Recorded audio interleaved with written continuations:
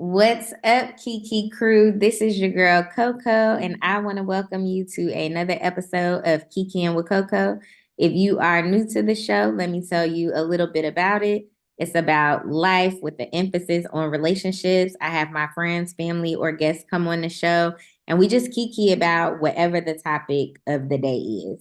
And so today I have a return guest, Arailyus Kingdom. She is here to bless us with some more insight on mental health. But Arailyus, you want to go ahead and just say, hey, what's up to the people? Hey everybody, I hope everyone is doing well. Yes, so I am excited to have you back on the show. The past couple episodes, they've been getting solo episodes, just pretty much about what I have going on, what I'm going through or have been going through, and how I'm moving forward. And I think today's discussion will be very like instrumental part into my journey. But of course, it's been a part of your journey very heavily. But, every episode we start off with the drink with Coco. And so your recommendation this week was an espresso martini. You want to tell us why you specifically picked that drink? So let me tell you, if you remember the last time I was on your show, my drink was Long Island iced tea, right? Mm-hmm. And I said because it's sexy and sophisticated. Mm-hmm. So when it comes to the espresso martini, I feel like it's just a little bit elevated. It's a little more sexy. It's a little more sophisticated. Yeah. It's like, baby, like I'm drinking an espresso martini. Like, talk to me different. Okay. Talk nice to me. Yes. Yes, I like espresso martinis as well. So, I'm definitely going to make that drink this week. So y'all be on the lookout for me to make it so you know what's in it. You can have it. Maybe if you go out, I think everywhere you can pretty much order an espresso martini, but order you one, make you one at home, whatever floats your boat. But now that we got the drink with Coco going, we're gonna go ahead and get into the word on the street. And so we starting off with Nick Cannon. Nick Cannon, I think, is always, I'm not gonna say a sore spot or somebody you really want to be talking about, but he did recently have an episode of his show called Council, not Cancel, Council Culture. And he had Mhm. Iyanla Vanzant, and it was basically talking about the black man and how therapy, like what is a black man's take on having therapy. But of course, in that conversation, they spoke about dating outside of your race as a man who has influence and wealth. Like, do you consider it selling out? And basically, the gist of what I got from that conversation, I don't think he said too much about selling out, but just spoke on like what his experience seeing Black relationships growing up. I know he talked about being married to a Black woman, Mariah Carey, who Mhm. is on the lighter side of things. And I'm not saying that she's not Black, but she is on the lighter spectrum, could personally pass for white. But, that's neither here nor there. In his Yeah. mind, he was married to a Black woman, as she is. I mean, especially if you're going by the 1% rule. If you got 1% drop of Black in you, you is Black. That's what they used to say. So, he was married to a Black woman, but he does understand that being a public figure, he has responsibilities and understands that his life is basically up for interpretation or discussion because he is a public figure, regardless of what things he does well in the Black community, how much he contributes to the Black community. He's heard things like, oh, you can't be pro-Black in the streets and white in the sheets. But, you know, to me, I say to each their own, love who you love. I don't see anything wrong with it. But I guess when that's all we see you with is women of other ethnicities and never a black woman, like, yeah, he has one child with an all black woman, but it sounds like that situation was a fluke almost, because she speak about how hard it is to even have a co-parenting relationship with him. So, what are your thoughts on, the things that he has said in regards to him dating outside of his race? Okay, can I touch just for a second, touch on when he talked about mental health? Just Mm-hmm. a t- Yeah. So I noticed something he said black men don't have the time, Mm-hmm. um, they don't have the money. And it was something else he said. I'm so mad that it slips my mind, but it was something else. It was three things he said about why men don't go to therapy. But my take was, I felt like men like to be in denial, like, because when it comes to mental health, because growing up in the black community, mental health is still looked at as a sign of a weakness. Mm-hmm. So as a black man to admit that, something might be wrong with me, or I think I have mental illness or something like that, they're gonna not want to accept that because it's gonna make them feel like less of a man. So I think either, that feeling less of a man or just that denial factor, Mm-hmm. no, ain't nothing wrong with me. So yeah, they may try to say, oh, I ain't got the money, I ain't got the time, the funding, the sources or whatever, but I feel like deep down, like, it's that I don't want to admit that anything is wrong with me because of our society. So I wanted to say that. When it comes to Nick Cannon dating or only having babies with lighter skinned women, to be honest, I don't see a problem with that. I Mm-hmm. feel like he just has a preference. I feel like that's his preference. I feel like, again, when it comes to these celebrities, I feel like they're just like regular people. Mm-hmm. It's just the fact that they have a spotlight. They have a platform. That's the word I was trying to use. Mm-hmm. And more people know them. But at the end of the day, they're regular people just like us. And if he only wants to have babies, he only wants his kids to look a certain type of way, I don't see anything wrong with that. Now, in my opinion, Mm-hmm. I don't know, but maybe that's why he keeps going from woman to woman, because he has a specific type in mind Mm-hmm. instead of getting a woman and getting to know that woman to decide even if he want to have a baby with that woman. But maybe that's not what he wants. I said all that about them having a platform to say this. Nick Cannon know as long as he keep having babies, we gonna keep talking about him. So again, they do whatever it takes to make themselves stay relevant. That's Mm-hmm. that's my take on it. And you bringing up that perspective about people doing things to make themselves relevant. I will say, aside from Nick Cannon being talented or, creative, whatever, I do think that he understands that his name will continue to be in the media or being talked about if whatever he doing outside of his creative, and it sounds like for him, it is having all these kids in all these different households. And I feel like I have talked about this on the show before. Like, I understand, like, you have the money or resources to provide for all of your children, but how much of a relationship are you really having with all these children that are in all these different places? Like, none of these children are in the same household. Maybe a couple of them, maybe two here, two there might be in the same house. But for the most part, like, how often are you really in the same place at the same time with all of your children?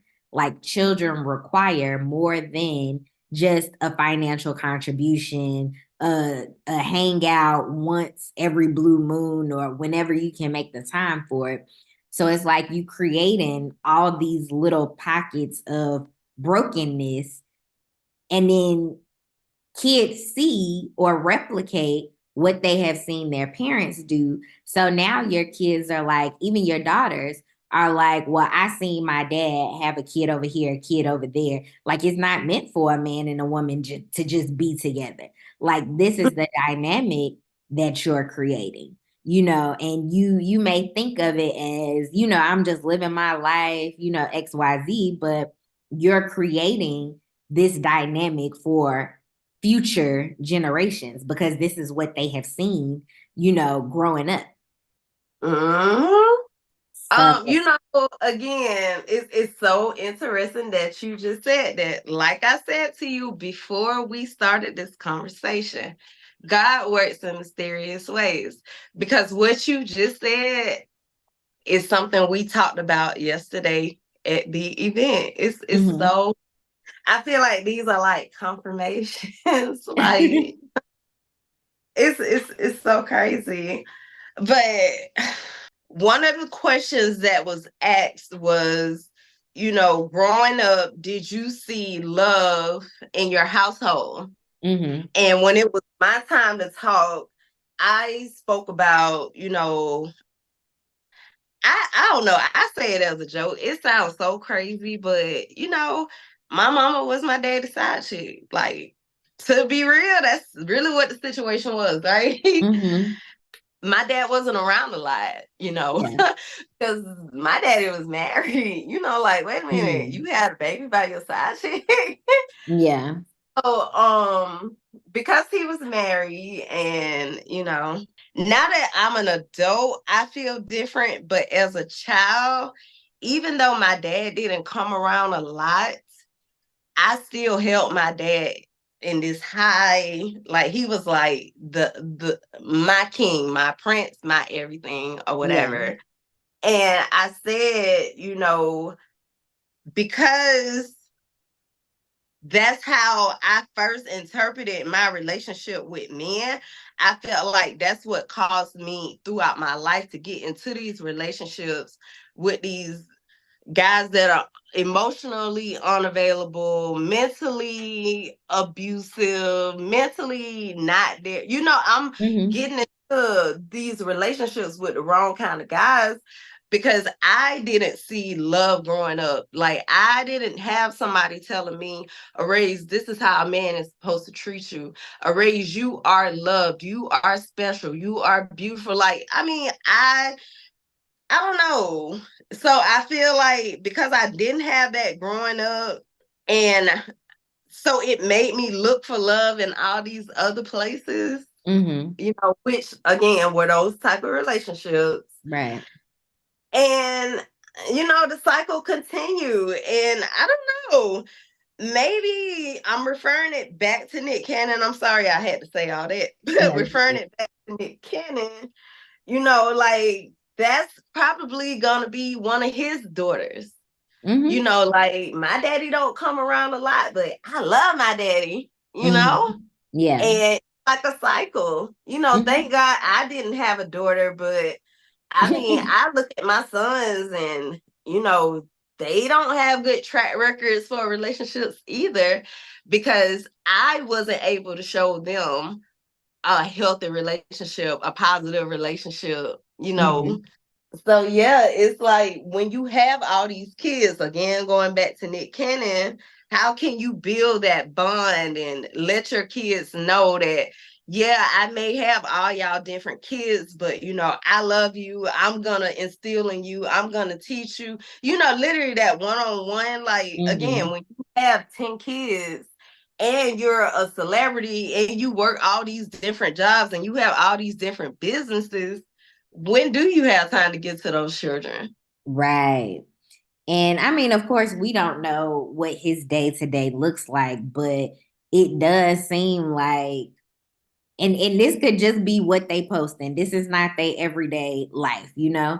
But it seems like whenever he is around his kids, it's a post about it. Like, oh, he spent Valentine's Day with Monroe, which is the child that he has with Mariah. But what about your other 7, 8 kids? Like, you didn't spend Valentine's Day with them. Like, oh, excuse me, like you have other daughters. You didn't think to spend that time with them too, you know? So it's just like, and it's almost like he not even spending together time with these children. It's he's spending time when he can, where he can. I feel like it goes back to those kids are like a prop. I mean, I don't know. That's the only way I can say it. You Mm-hmm. know, the are a prop that he uses to stay relevant. Yeah. It's unfortunate. Like, I definitely think that, like you said, the kids are probably props to show that he is an active father. And we don't know how active that looks like outside of the times that they're being posted on social media. But that's what it seems like. Because how do you have time with all these multiple businesses, all these 50 children? You know, like when do you have time to really dedicate to your children aside from providing for them financially, you know? Mhm. And like you said, his preference is his preference. Like I have outgrown the dislike for interracial couples, and that was just based on my own personal experience. But I honestly just feel like people are gonna love who they love, they're gonna like who they like, and it's nothing wrong with that.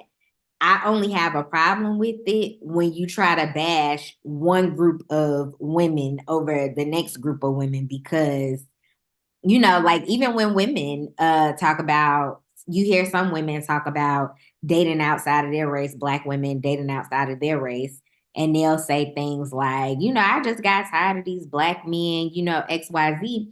And it's just like not all black men are bad or, you know, negative or will mistreat you.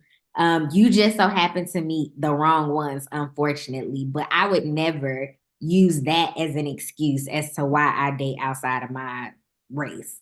For me Mm. personally, if I were to ever do it, it would just be like the opportunity presented itself and this man did what needed to be done. And that's just that, you know? Yeah. So yeah, it's nothing wrong with people dating outside of their race. I just dislike it when they attach it to it being an issue with how they've been treated by black women or black men.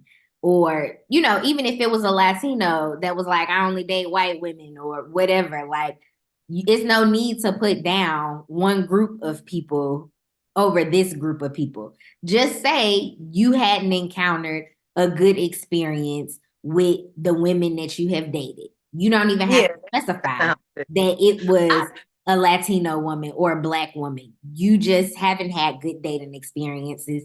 And this person that you're currently with, or the group of people that you choose to be with, just so happen to treat you in a way where you feel respected and loved. yeah. And I don't feel like, to be honest, a race or a skin tone makes a difference. Like I don't either. I under now. Okay, let me rephrase that. I don't feel like it makes a difference when it comes to the person Mm-hmm. because either a person is gonna work with you for you in a relationship or they're not, regardless of what their race is. Mm-hmm.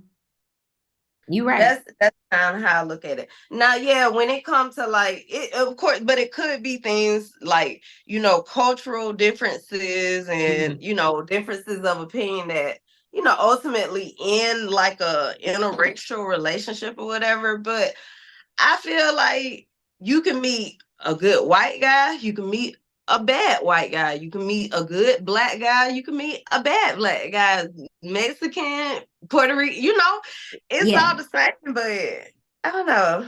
I hope that makes sense. Yeah. Yeah. It like you said, it don't matter the race of a person. You could meet a bad person regardless of race. You could meet a good person regardless of race.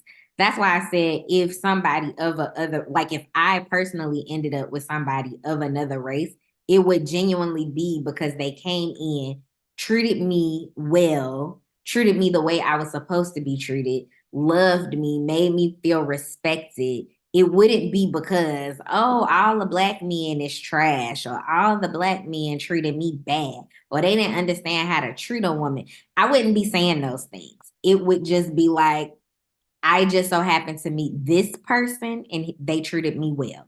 Not I date this white man because he treat me better than black men. Not none of that, you know?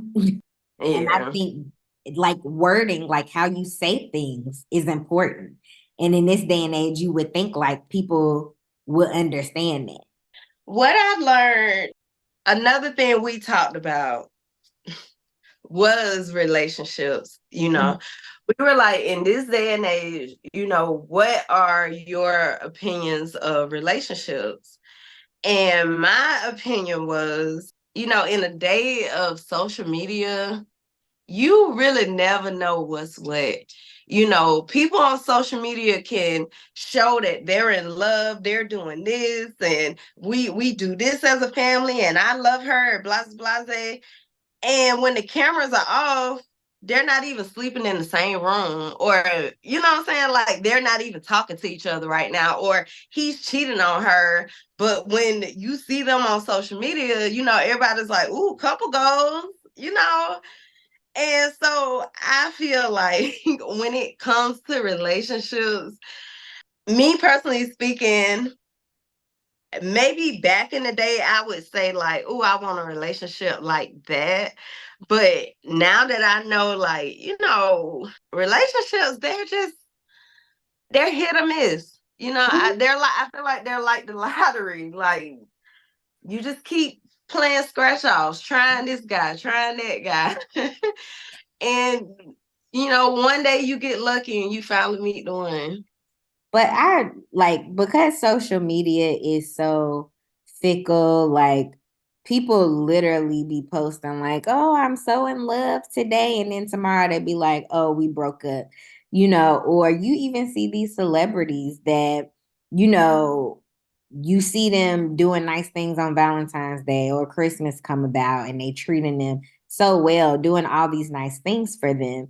But then next week you hear about some girl done reported that the man is cheating with her or whatever. And it's just like even Beyonce been cheated on. You know what I'm saying? So it's like I've definitely come to the conclusion like you cannot put stock in what people post on social media in regard to what your person should be doing for you because you posting this and tomorrow y'all could be broke up.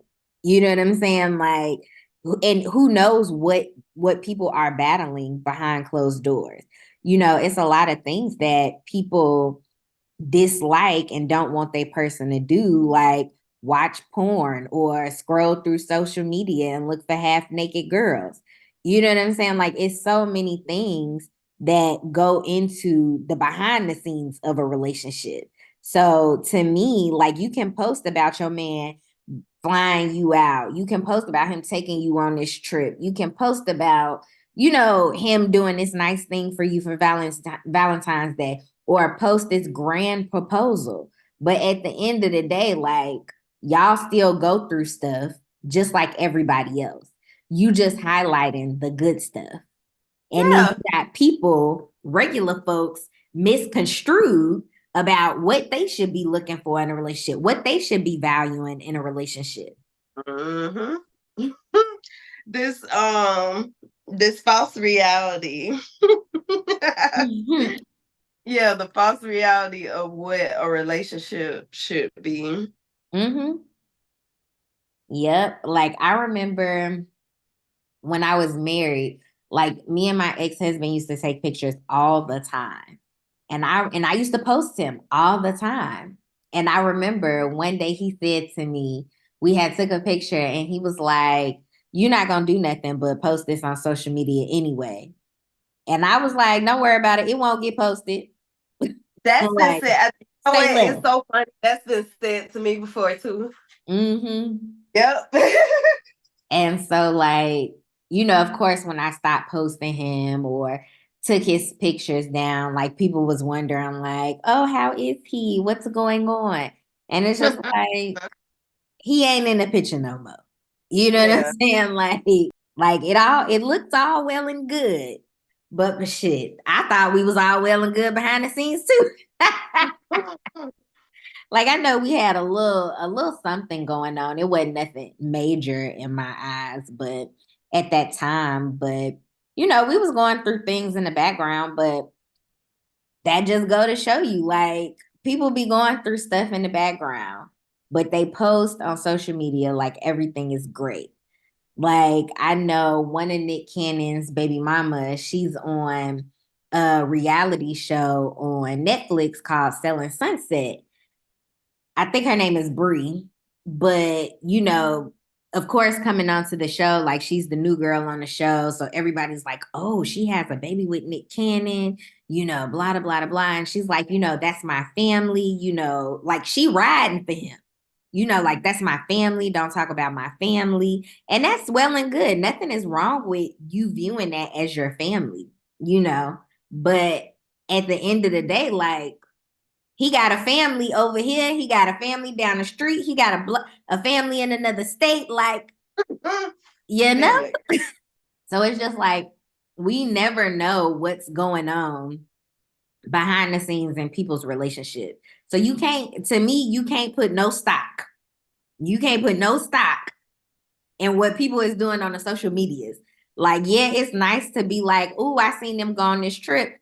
Save up your money to go on a trip as well. Nothing wrong with that. But when you start talking about couple goals, like that's dead to me. Dead. yeah. Like I wouldn't even, honestly, I wouldn't even want Barack and Michelle Obama's marriage or relationship.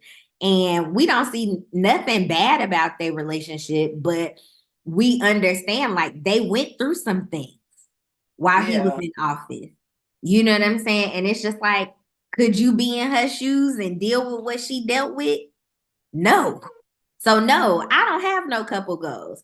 My Yeah. couple goals is to be in a healthy relationship. One where we can talk about our issues, work through our issues, and still be in love and happy and whatever that look like for us. Yeah. But to want to aspire to have somebody else's relationship, nah. Because I don't know what type of things they dealing with behind closed doors. I might not be able to handle it. So yeah. So we gonna go ahead and leave Nick Cannon and you know, Oh wow, we didn't talk about him for a while. huh? And we would talk about him for so long, but it triggers things and Mm-hmm. yeah, you never know. But I mean you edited it, so Oh you yeah, made for sure. it. But yeah, I definitely think that when celebrities date outside their race, just to kind of, like tie it back in, close it up. When celebrities date outside their race, I don't see nothing wrong with it. They just so happen to find love with somebody that look different from them. And that's all that is. As long as you're not trying to make it seem like you choosing this person over somebody else because the masses in this one group of people has treated you poorly, that's when I have a problem with it. But if you keeping it love and light, like this is just my person, we fell in love, we have commonalities, we enjoy the same things, cool. Um, Now going ahead, moving forward, for y'all people that like to go down to Miami and party. So I ain't never been to Miami. And not that I haven't wanted to. You've never been to Miami? No, I ain't never been to Miami. Mm-mm. Oh my God, girl. Yeah. So, yeah, but so I know a lot of people like to go vacation in Miami. It's Mhm. definitely a nice vacation spot, turn up if you will. But Miami is tired of y'all people coming down there, wreaking havoc when y'all come, the spring breakers, coming and doing all the things that they should not be doing. So the local laws of Miami and they starting to crack down. So next month, if you got plans to go to Miami, you might want to rethink those plans.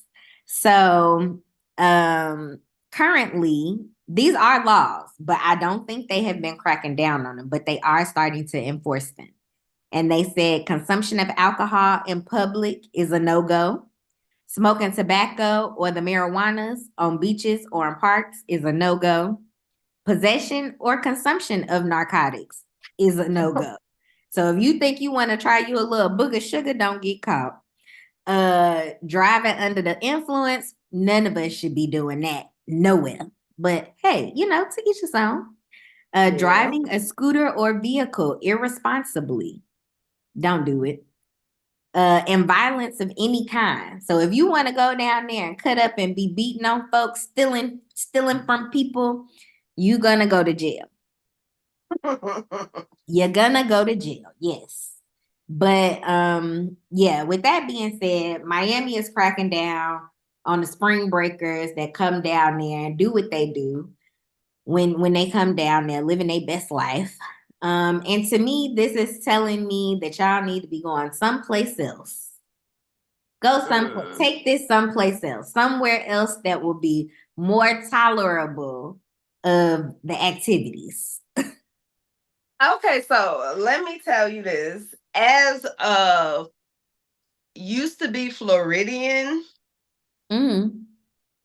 Miami Beach, yes, that is the main beach, right? Mm-hmm. But there's Nikki Beach, there's Fort Lauderdale Beach, there's West Palm Beach, I mean Singer Island. You know what I'm saying? And these are right up the coast. So Yeah.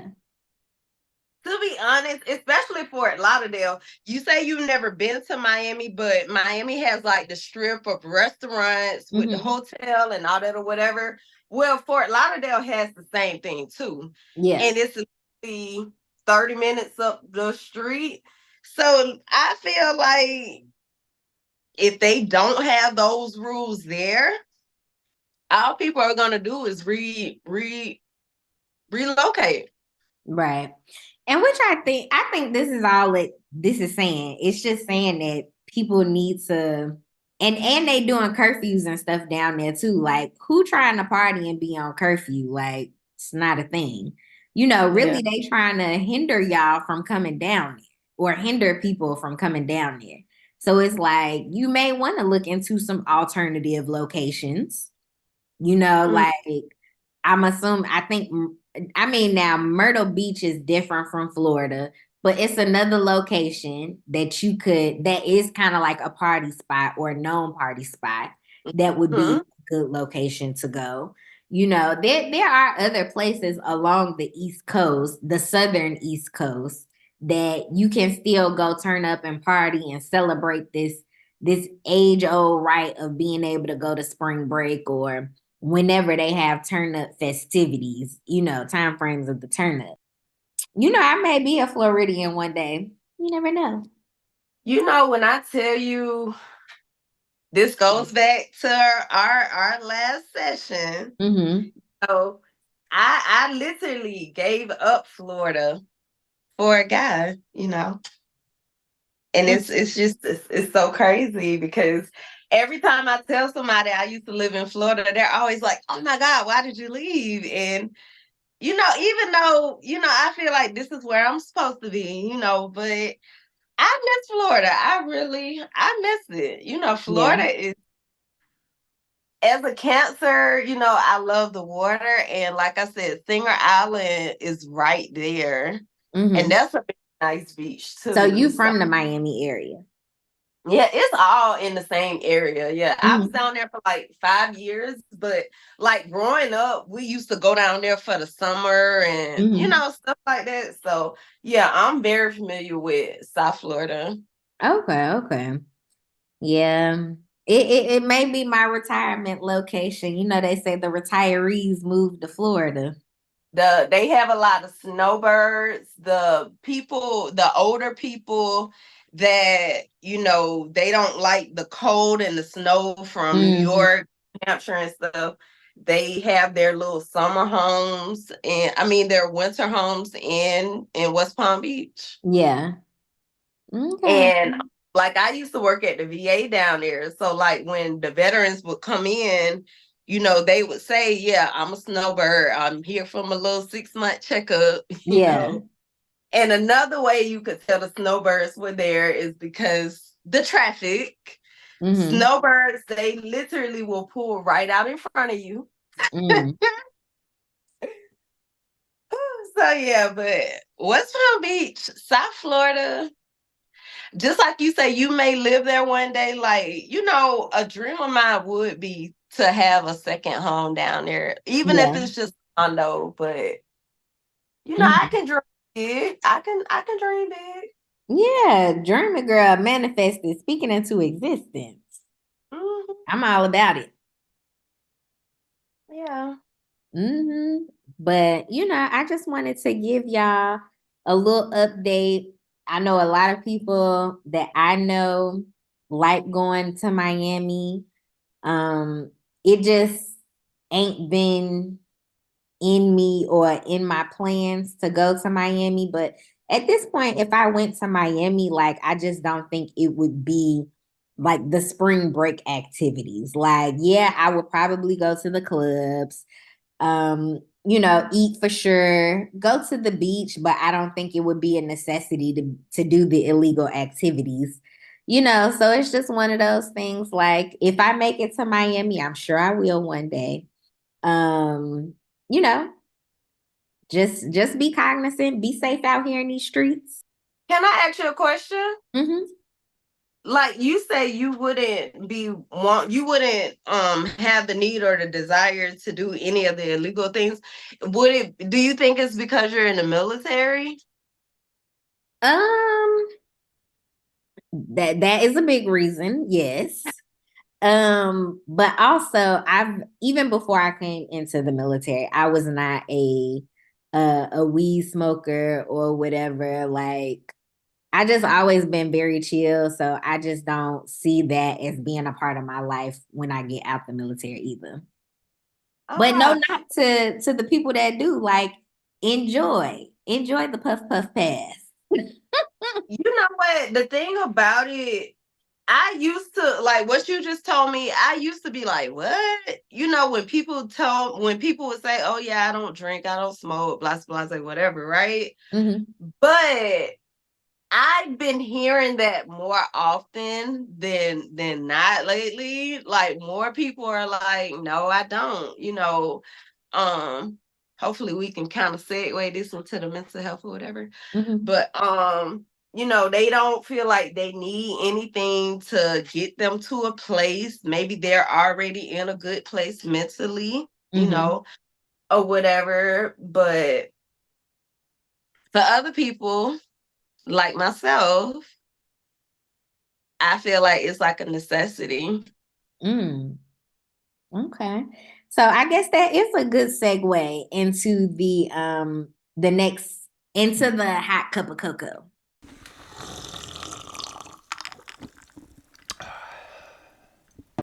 Yeah. So, in this week's Hot Cup of Cocoa, we are talking about mental health.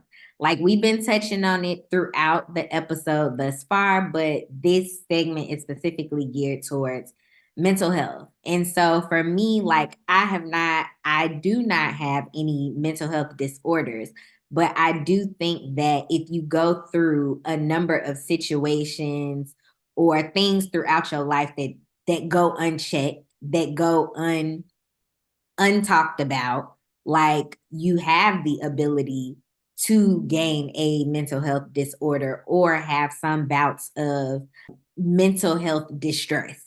So for me, when I talk about like going through mental health issues, like they are not geared towards having any disorder or anything, but just understanding that I have gone through a traumatic experience that I need to go and talk to somebody about. And so throughout my career, or throughout my lifetime in general, like there have been instances where I may have needed to talk to someone. And I really did not realize that mental health was an issue until maybe about 2015 for myself, like just because I've always been the type to kind of just take things on the chin and keep it pushing, never really questioning anything, or just feeling like it is what it is, such as life.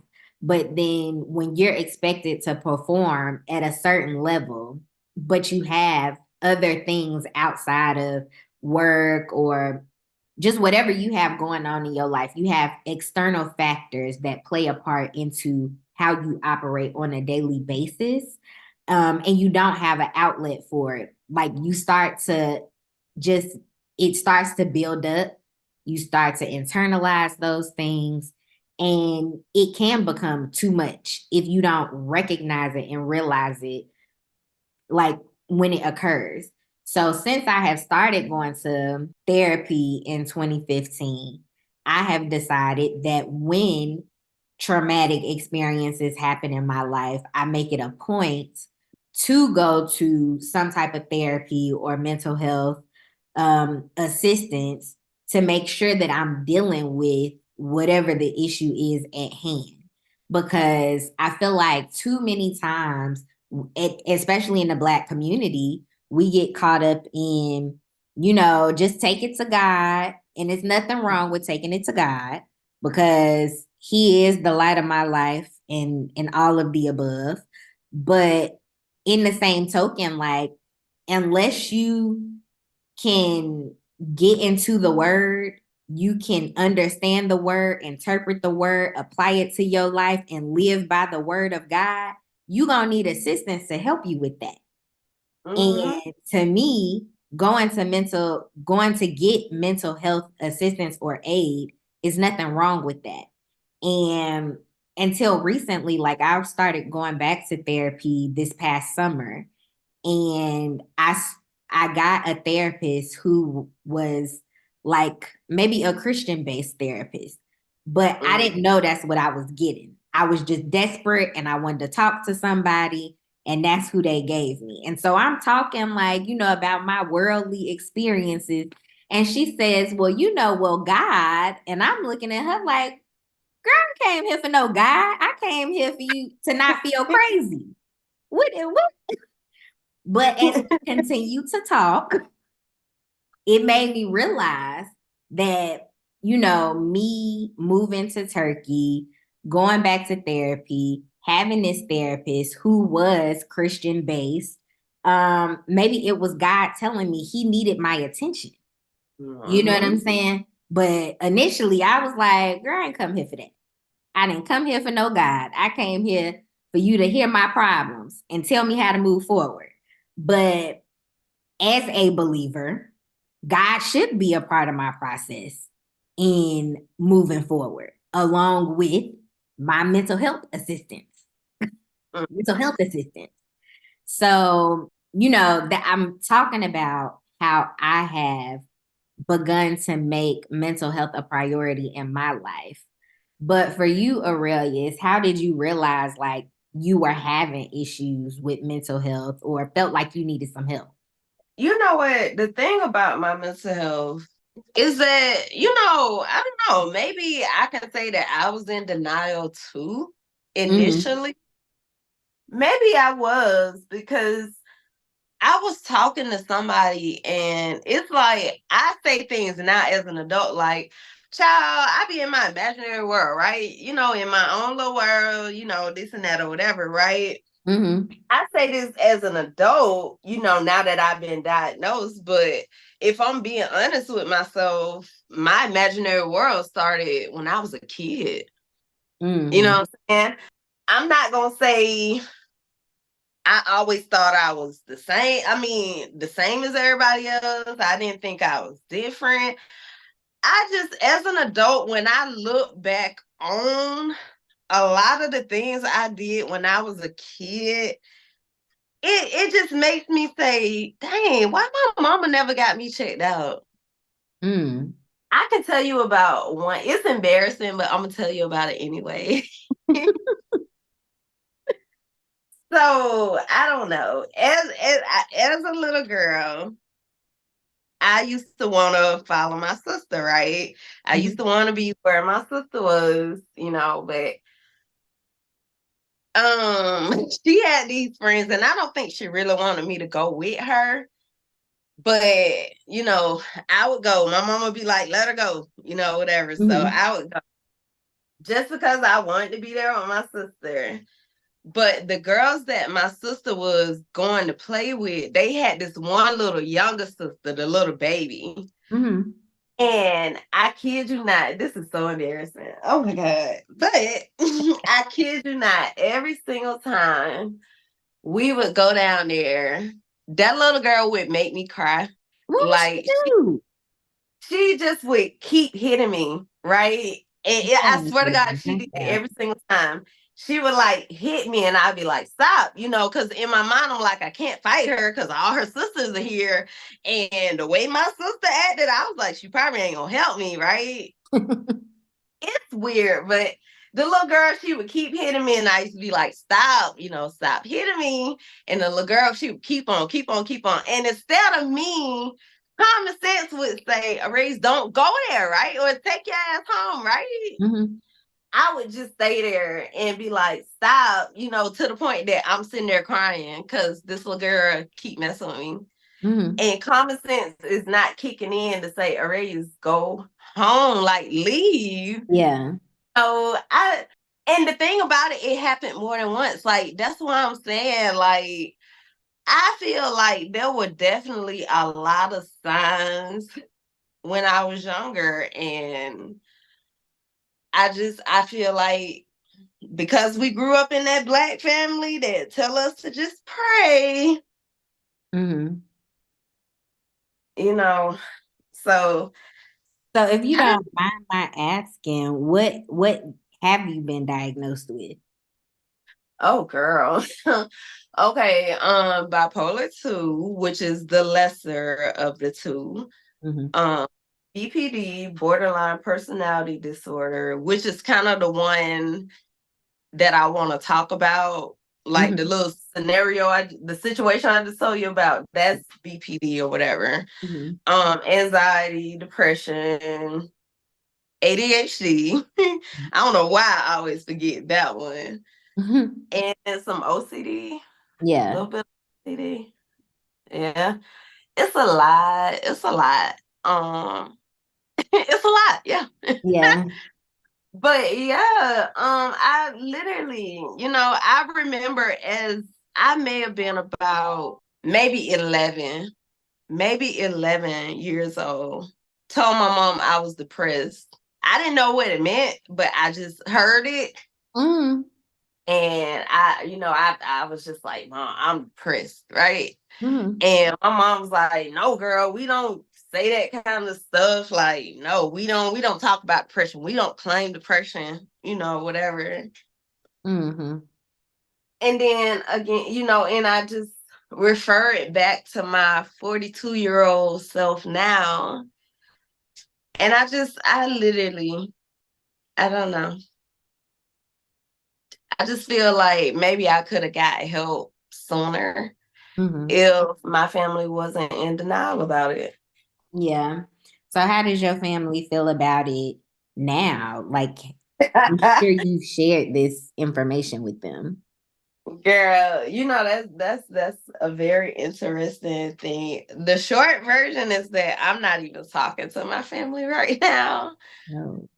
Like literally, yeah, I'm not talking to anybody in my family right now. And it's because in my mind they are toxic and I don't need to be around them. And to be honest, even though yeah, I'm sad, I'm lonely, I miss them, but mentally I feel better because me going into the hospital back in November, that really showed me how my family felt about me. Mm-hmm. So, Mm-hmm.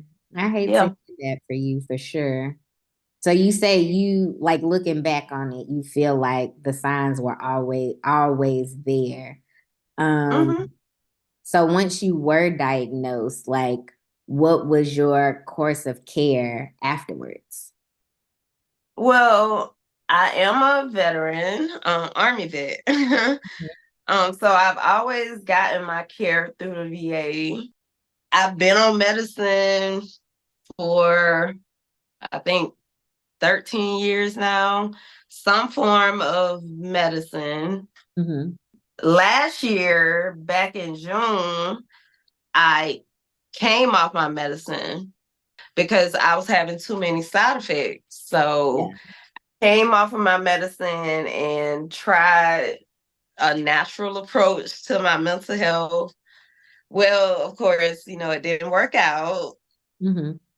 I told my psychiatrist, okay, I'll go back on medicine. So she prescribed me a medicine, and I want to say maybe I had taken that medicine twice. And on November 23rd, Thanksgiving Mm-hmm. last year, when I tell you mentally, I had accepted that my life was going to end that day. I Mm. had only been on this medicine for 2 days. Yeah. Oh no. And so I checked into the hospital. Mm-hmm. So it's just like this medicine, and that's not the first time that's happened to me. That's actually the second time that's happened to me. So it's like Was the mental, medication too strong or?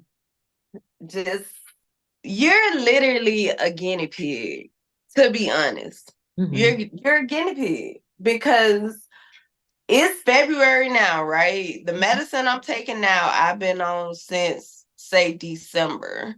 Mm-hmm. But mentally, I mean, no, I don't feel suicidal anymore or whatever, but I don't feel like my ADHD is any better. I don't feel like my mood is any better. I'm still fighting depression. So to be honest, I don't even know if this medicine is working. And the caveat on that is that now I'm gaining weight Yeah. because, the medication is increasing my appetite. Mm-hmm. Mm. So it's this mental health is, and can I tell you something else? Mm-hmm. When I was in the hospital, right? Mm-hmm. I filed a claim with my insurance, to cover me while I was out because I ended up taking some time off work to focus on my mental health after Right. being in the hospital, right? I found out that my claim got denied because mental health was not a coverage Oh. that, Ooh. you know what I'm saying? Mm-hmm. Oh, that's crappy. And so when I tell you mentally, like that affected me, Mm-hmm. because my whole thing was, how is mental health any different from a physical health? Right. I still can't work. If I broke my leg and I work in a factory, I can't work, right? Right. I had a mental breakdown. I can't work. So Mm-hmm. why would you approve the claim for a broken leg, but deny the claim for a mental claim? Especially when you have a physician, a psychiatrist signing off on this, and you have a diagnosis. Mm-hmm. Why would they deny your claim? Like I feel like that's not fair. Right. And so is there a way to get that added to your insurance or? When I talk to the lady, she says, we don't offer any policies like that. My job doesn't offer any policies like that. Oh no. So I was off of work. The last time I worked was November. I had planned to take maybe 4 months off of work to focus on my mental health, but I had to go back to work February 1st. Mm. So from November to February 1st, you weren't getting any compensation. Mm. Ooh. I used my leave that I Mhm. had left over or whatever, Yeah. saved up or whatever, but pretty much my last paycheck was sometime in December. Mm. So I didn't get paid the last week of December. I only got paid once in December, and I didn't get paid in January. Oh, wow. So what is this? Almost the end of February. I Mhm. just got my first paycheck from work last this week. Oh, wow. So I went all that time without getting paid. So and then life is life and Right. devil is busy. So, I had a situation go on with my son and it's a lot. Mhm. I again, it's mental health, but it's spirituality because Satan, they say Satan only want the strong ones. He give his strongest, God give the strongest battle to his strongest soldiers, right? And I feel like Satan wants my soul so bad, Coco. Like he is just like Arailyus. I want you so bad. So it's like he comes at me with whatever he can, Mhm. And when I go back to saying that when I was in the hospital, I went through the school of hard knocks. Mhm. I say that because ever since I got out of the hospital, I've now realized like that's what's going on, Ray. Spiritual warfare. Satan is just trying to get you. And now that I know that, I can deal with things a whole lot better. Yeah. I That's not, definitely I'm like sorry. spiritual warfare is a thing. We know right from wrong, and essentially our morals for those who've grown up knowing God, knowing Christ. We know right from wrong. Our morals come from a spiritual background. And it's one of those things like the things of this world are going to tempt us. The things of this world are going to try and destroy us.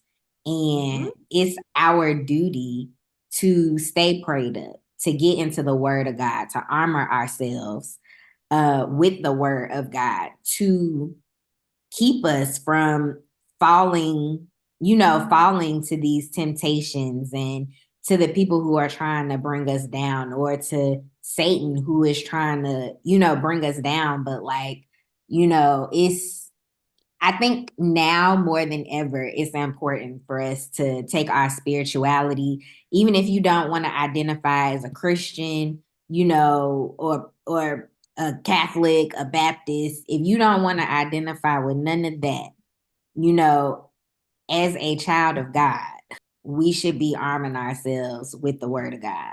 And I think, like I mentioned before, like I think that, along with our mental health, we need to be focusing our energies and our efforts as well into our higher being.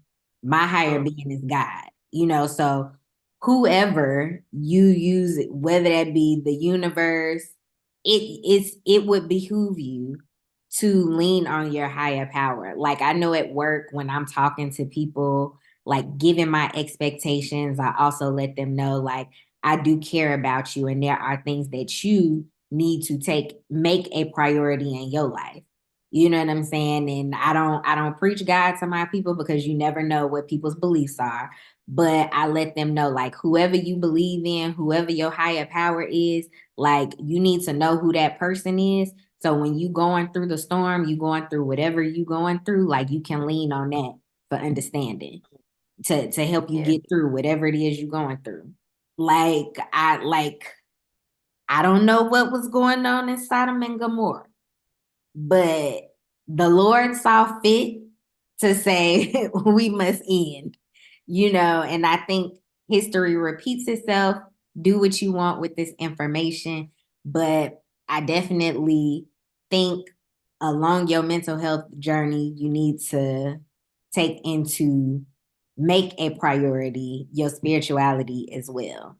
Because like I said, when I was going to therapy and the lady was saying, well, God don't want us to do this. And I was just like, girl, I ain't asking you about no God. But it did strike something in me to be like, maybe I do need to work on my relationship with God, like starting to do Bible study, like which has I just started back. Like I kind of stopped doing Bible study during the holiday just because people had their own individual things going on. But I was still in my Bible and stuff. And then we recently, this past weekend, started doing Bible study again. And it was so needed. Like especially when you are able to relate like what you are going through to the word. Like there is a scripture for everything.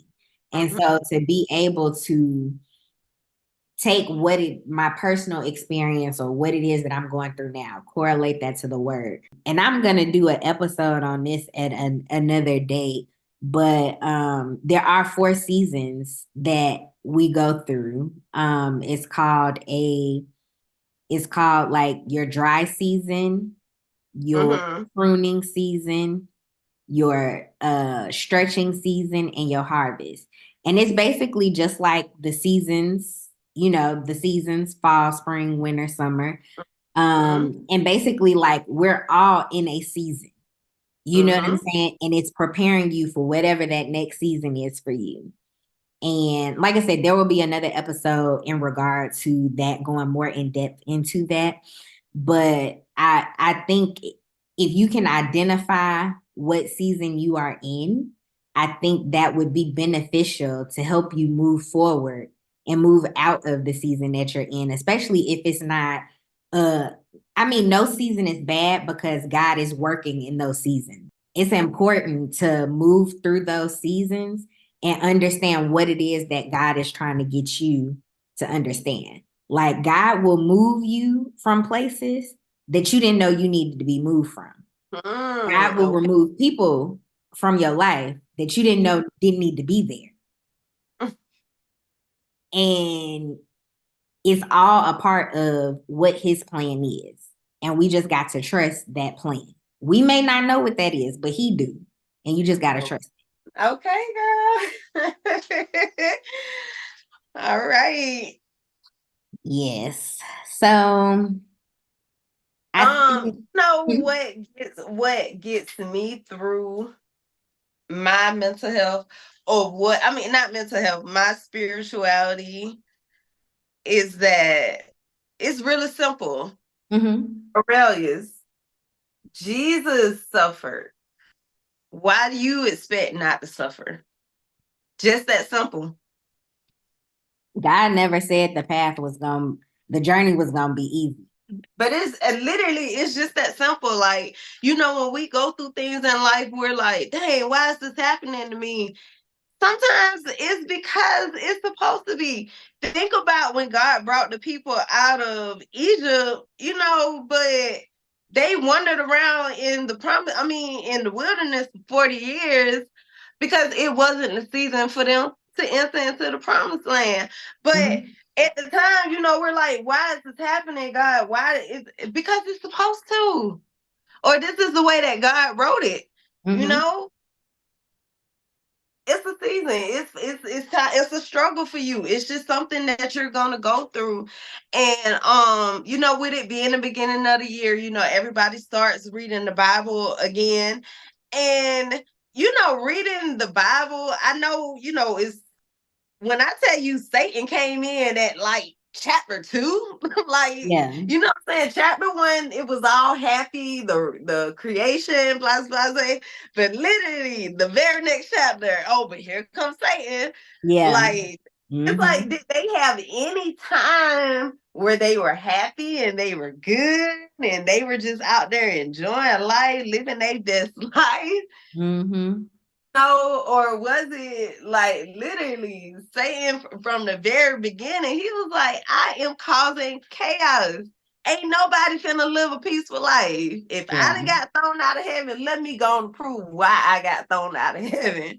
So I'm starting from the very beginning, Yeah, Satan, he just flew. And I swear, we be like, dang, why us? But that's just how Satan operates. That's just him. And again, now that I feel like I've come out of the hospital mentally, I'm aware of that now. So I'm able to speak on it from a different perspective. Yeah. And I feel like that's going to be the biggest thing in my approach to my wellness, my mental health wellness. Yeah. Number one, being aware of what's going on. So For sure. I think that's super important. I think that no one should be afraid to seek help when they need it, because even the simplest of things can turn into something more. Like you getting you getting cussed out at work on a regular basis, like that can tear you down, as much as people don't want to, believe like, oh, work is work. Like I leave that at work and I go home. Like for some people, it's not as easy for them to just leave work at work and home is home. Like some people don't have that separation. Like I know being in the military, we don't have separation from work and home. They could call me right now and be like, I need you to do XYZ and I have to go, but this is my at home time, but not really because I'm on call 24/7. You know what I'm saying? So it's working. It could stem from working long hours to feeling like nothing you do amounts to what it needs to somebody constantly ragging on you about things going on that's not being done at work or not being recognized for the good work that you are doing. Like these are things that can build up into something. And so I think it's important to just recognize and to be able to deal with the stuff that you have going on. Like don't ignore it because the smallest thing can turn into something big. So I think it's important, again, to be cognizant of the things that's happening in your life. Like Arailyus said, like being aware of what is going on. I think that is the first step to realizing like there may be a problem if you have one. When hard things happen in your life, like it's okay to be like, I just need to talk to somebody, because that's how I started going to mental health. It was like I was expected to work at a certain level, but mentally, I had nothing to give. And it was just like, I need an outlet. Like, yes, I had friends and family to talk to, but it's nothing like just being able to go and lay it all out. And I'm not saying friends or family can't give you solid or valid advice, but sometimes an unbiased opinion, because your family and friends is gonna ride for you. They're gonna tell you what you need to hear and want to hear. But like sometimes you have to do introspective work as well. And some of us are not equipped with that type of skill to be able to do the introspective work. And sometimes you need a little assistance in helping you with that introspect, and to help things not become bigger problems. That's ultimately what mental health or being proactive in your mental health is. I do want to very briefly talk about BPD. I feel like this, because this happened to me, I feel like, maybe it happened to somebody else. I wanted to let this is to anybody that if this has happened to you or you know somebody that this has happened to, like this could be the reason why. The short version is that when people go ghost, you know, like when a person normally posts, you see them on social media posting on a regular basis, right? Mm-hmm. And then all of a sudden they go ghost. Sometimes you might need to check on them. Sometimes they're going through things. When they come back to social media in a culture of, writing people off, saying that people fell off, they ain't popping no more or whatever, right? Mm-hmm. Maybe understand or think that maybe they went ghost from social media because they was going through something. Mm-hmm. Maybe be more empathetic emphatic to people versus being judgmental? Okay, I'm gonna put it like this. So with BPD, And what is I BPD feel again? borderline personality disorder. I'm sorry. Borderline personality disorder. It pretty much wreaks havoc on your self-esteem, confidence, and personality, right? Mm-hmm. A person with BPD, they already may have low self-esteem, confidence issues or whatever. Maybe they look to social media for that Validation. validation. That's the word. Mm-hmm. So I feel like the treatment for BPD is attention. That's kind of how I look at it.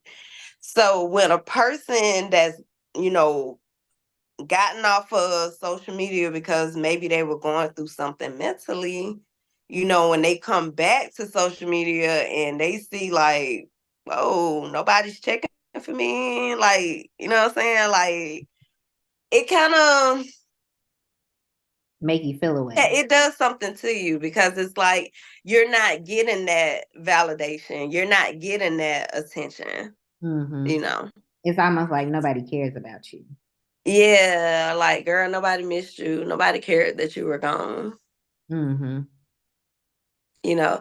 And the thing is that, well, you clearly, I'm speaking about myself, but the Mm-hmm. thing is that, before I went ghost, I had all this support and attention and, interaction. Mm-hmm. So, I was doing good, Right. you know. Yeah, the treatment for BPD, I really feel like it's attention, which is weird because people on social media don't owe you nothing, you know. Mm-hmm. And but the problem is, we live in a society where we base our confidence on how many likes and shares we get on social media. Mm-hmm. Yeah. And for a person with BPD, borderline personality disorder, social media is probably the last place we should be. I mean, that's the last place we should be. We shouldn't even be on social media because if our mood today is dependent on if we get 100 likes or 2 likes, like, girl, log off. You don't.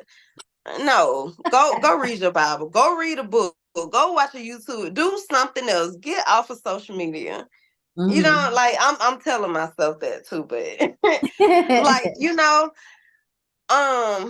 I am a content creator and I actually did create a video about that where I specifically was talking about that, and it's like these are the things that people don't tell you about mental disorders. Mm-hmm. The embarrassing things, the things that you really don't want to admit, but you're like, maybe it can help somebody else. Right.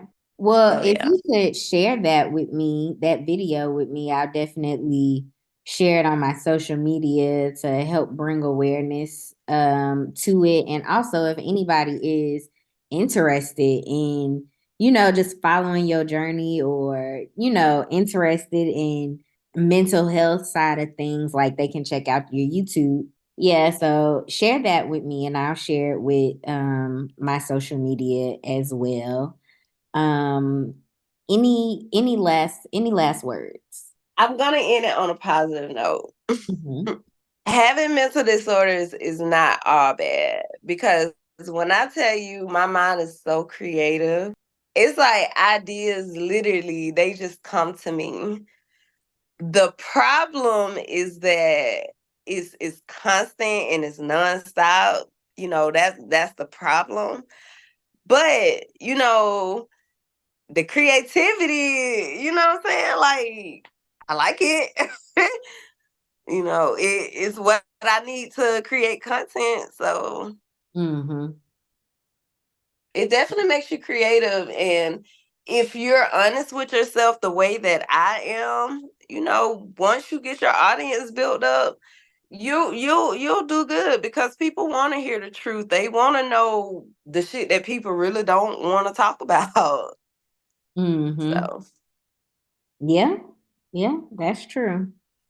Well, I appreciate you for coming on and sharing your story with me and the KiKi crew. I definitely hope that y'all listening get something valuable from the information that was shared with you today. The last thing I'm going to say about it is just make sure you take care of you. Nobody is going to take care of you like you.